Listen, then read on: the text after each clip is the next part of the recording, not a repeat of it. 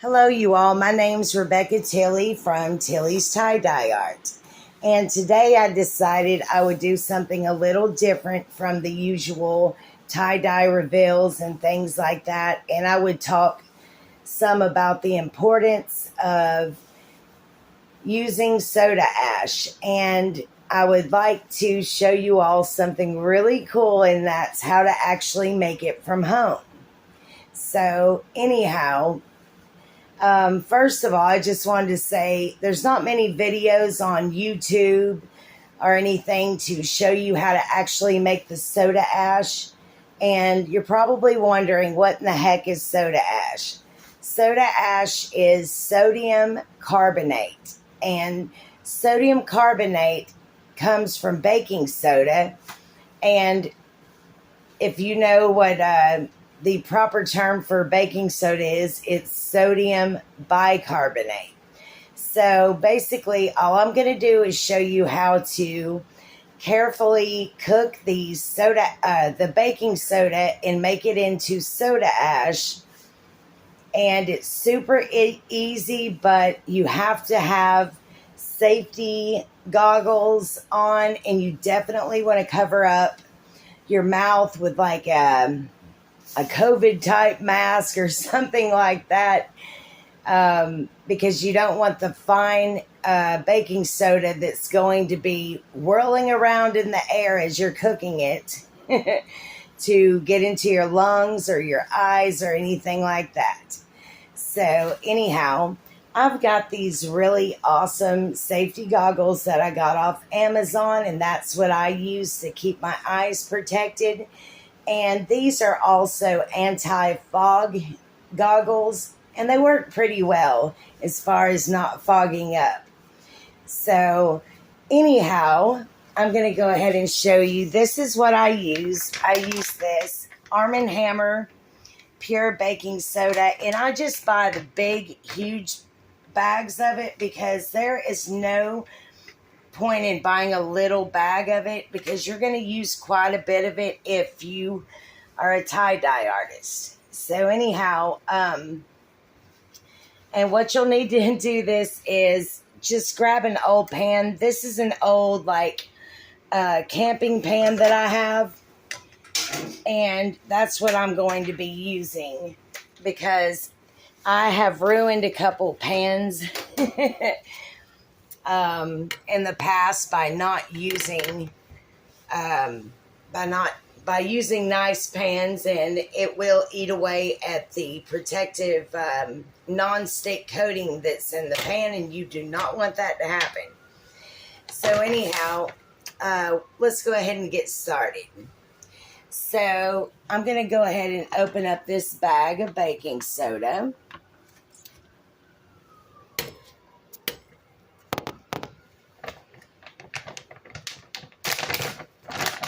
And let's set the phone right here so you can see everything that I'm doing. Okay. So I was going to put it in there, but I'll just pour it in like so. Okay, so it's about a 1-to-1 ratio. As far as it really doesn't cook down into less volume. It stays about the same weight and volume through cooking. But I'm going to go ahead and show you these safety goggles. Go ahead and put them on now if you're doing this along with me. And I just use this to cover up my nose and my mouth. So I hope that you can hear me. And another thing, you might want to cover all of your, like I've got my spices and things behind here. And if I don't cover it up like this, I have to worry about a thin layer of baking soda dust getting all over the kitchen. And it's good if you have a lot of stuff kind of stacked around your kitchen, just get a sheet or something like that and just throw it over the top of that and cover it up And that way, whenever you're done, you just take it off and you don't have to go around and dust every little trinket or whatever that you have in your kitchen. And another thing that you must do is put a fan in the window like I did. Okay, so you've got to have ventilation while you do this as well.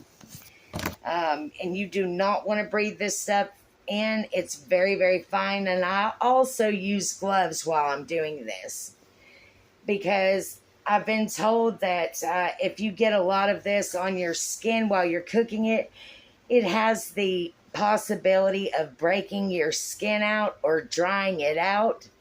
And also, while you're handling this, whether you made it yourself, the way I'm showing you all, or if you purchase it at a pool store or whatever, because they do sell soda ash at pool stores. It's the same thing that they use to correct the pH in a swimming pool. So, but make sure whenever you purchase it that it doesn't have extra added other things with it. But this is just the cheapest way for me to do it, and I'd rather make my own soda ash. So it's a heck of a lot cheaper to do it this way. It doesn't take that long either.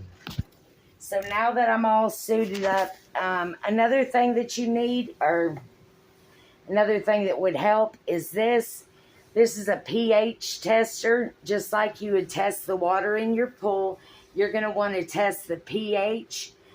Once you mix the sodium carbonate powder with hot water, you're going to want to test it and make sure it's reaching the right pH level. Because if it's not, then you didn't cook it correctly. You didn't... Basically, you're cooking the water molecule out of the powder. But anyhow, this doesn't take long. It takes maybe, I think, about 20 minutes. I've never actually timed it, but that's about start to finish, maybe 20 minutes. So let's go ahead and get started. So I just have a basic oven here, and I'm going to go ahead and turn it all the way up to high. So, and you see this old camping pan that I'm using. And one more thing I almost forgot. You're going to need an all-metal cooking utensil. Let's see. That way that you can stir it around and all that. Okay, so I'm going to use this. And so anyways, this is on high already. And like I was saying, it doesn't cook down. It stays the same volume. I'm going to go ahead and pour that 1 cup in here. Okay, now when you mix the sodium carbonate, once it's cooked, once you mix it with hot water and all that, you want it to be the proper amount of soda ash is 1 cup per gallon. So just keep that in mind whenever you're measuring it out. So I like to make mine a little stronger though. And sometimes I'll just add a little extra water with it or whatever.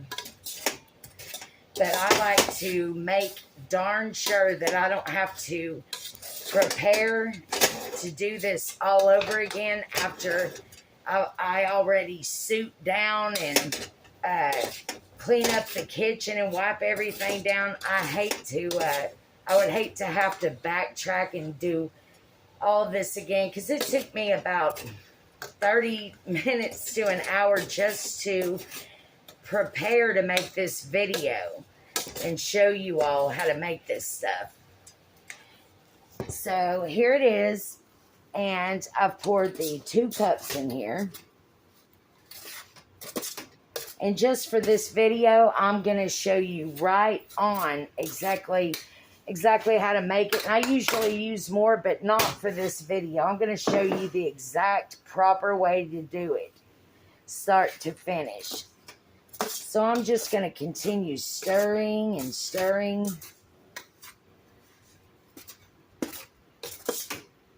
And here in a few minutes, there's this guy that, this old guy on somewhere on the internet.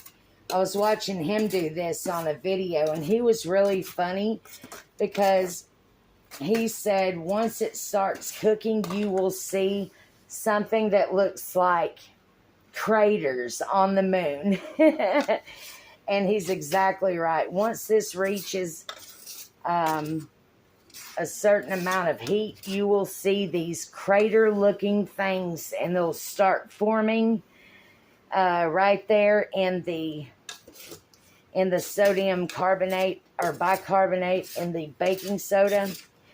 And what it's doing is once it gets really hot, it's releasing the moisture into the air through these little pockets that it's creating. So you'll kind of, okay, I see some now. Here we go. This is what the older gentleman was talking about. Hang on. And you need to continuously stir, stir, stir. There's one. Let's see. See it? That's it right there. So you're going to start seeing these things all over the place once it heats up to the right level. There we go. Pretty neat, huh?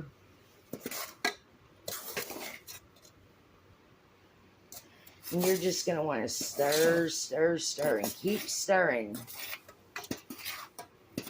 If you were to have to walk away for any amount of time, make sure it's no longer than 2 or 3 minutes. Maybe just to go have a super quick bathroom break. Do not leave this stuff just cooking. It will burn up in no time, and it could actually create a fire. So be careful with this stuff.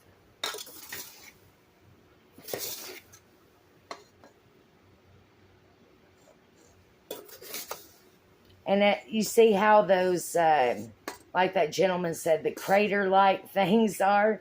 That is what I was talking about how like a very thin layer of baking soda will be all over your kitchen. This is exactly what I'm talking about right here. This is how that occurs.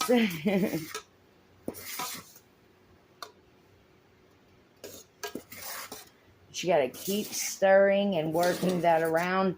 And the way you'll know that you're actually through with this is whenever the craters stop forming and doing that little dance they're doing. That's when you don't have to stir it anymore and it's through. But here's what they do. They'll start dancing around, and then it'll burn out the moisture that it can, all the moisture that it can at the time, and then you'll have to stir it again. See, it's burning out. Then you got to stir it again, get it going again. And you just continue to do that same thing over and over. And eventually, no matter how much you stir it, it's not going to do that anymore. So, and at that point, that's when you know that it's cooked. All the water is cooked out of the baking soda. And there's no more to do after that. It's a done deal.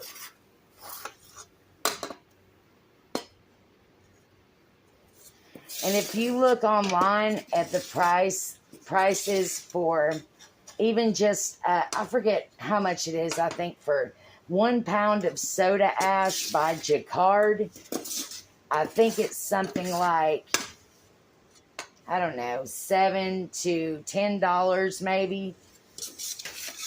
even if it was $6, you got to think 1 pound of baking soda is $1. That's a no-brainer in my eyes. I try to cut corners every way that I can, but I have noticed this is a good thing a good tip to let you know about. Do not buy cheap baking soda. Always get brand name good baking soda. Arm & Hammer, it doesn't get better than that.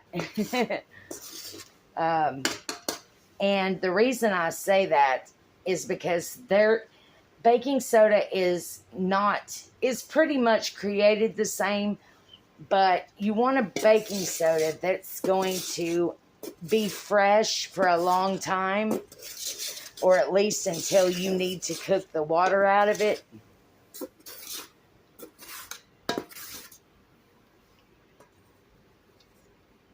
And it gets very, very hot. You can imagine it is steaming hot in this kitchen.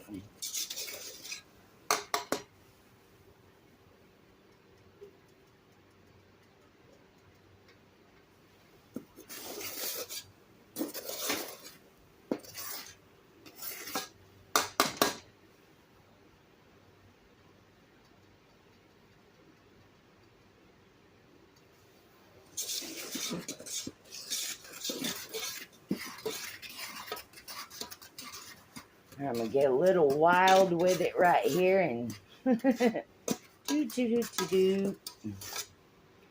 Come on. Gotta stir it up quite a bit and get this process going.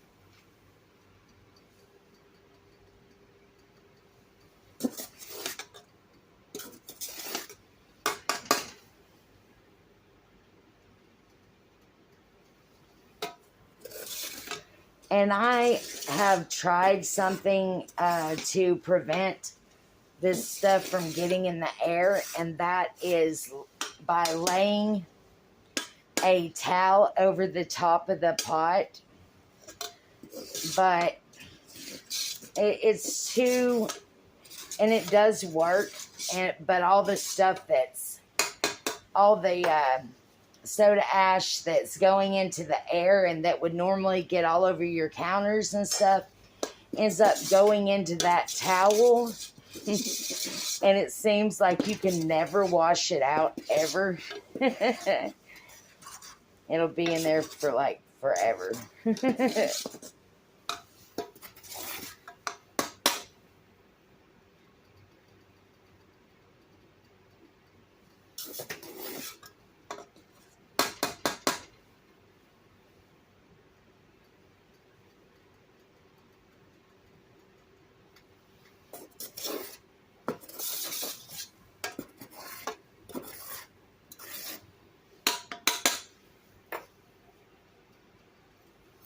But yes, soda ash is the bomb. And for those of you who don't know a lot about soda ash, I'll go ahead and let you know about it. Soda ash is something that tie-dye artists and individuals who do tie-dye, I just said that.